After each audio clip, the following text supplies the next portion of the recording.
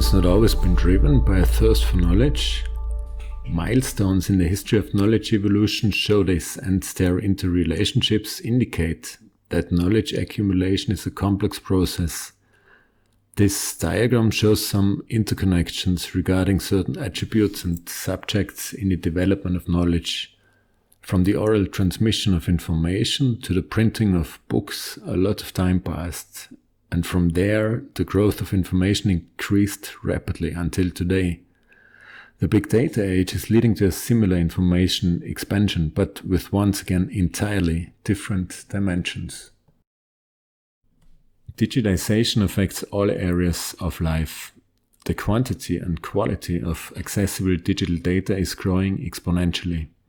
Conventional data storing consumes huge amounts of energy and space, and it seems likely that capacities will run out. At the same time, groundbreaking technologies such as data storage in DNA strands are appearing on the horizon. In the foreseeable future, this may not even require laboratory space, since data can also be stored in living organisms.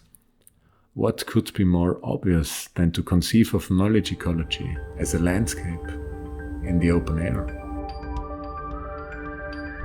This proposal shows in a first step an essayistic speculation of a distributed information storing and processing machine that is inherent in an enigmatic terrain, partially created by its own intelligence.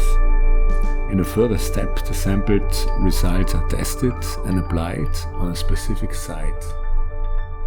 Displacement operations, massing tools, and erosion simulations form a catalog of generated landscapes.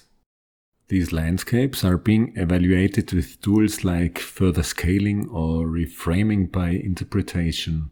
Here, the terrain is seen as an ecology containing distributed computing and storing devices.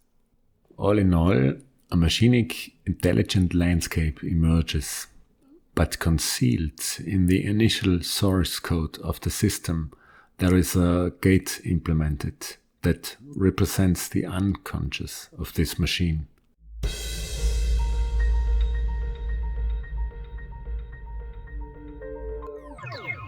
Well, it's time for the application of these tested algorithms on a specific site. The central Tyrol region is characterized through dynamic elevation, woodland area, and the results of hydroerosion. As starting points, library and educational site coordinates serve as nuclei for a growing algorithm. A shortest path algorithm starting from these points defines districts. A new topology is generated by manipulating the elevation of areas generated by shortest path and branches. Hills and valleys emerge. Those are transformed by massing tools. The closer to the initial center, the higher. In the next step of detailing and zooming in, the source geometry is subdivided in several passes, which leads to a granular fragmentation, to a surface growth like network. The redesigned landscape stands for an aesthetic reflection of a virtual landscape of the mind, which should make knowledge spontaneously and openly accessible, perhaps with the help of augmented reality devices. The connection between man and machine is conceived here by referencing from the address coordinates of a city to the virtual level.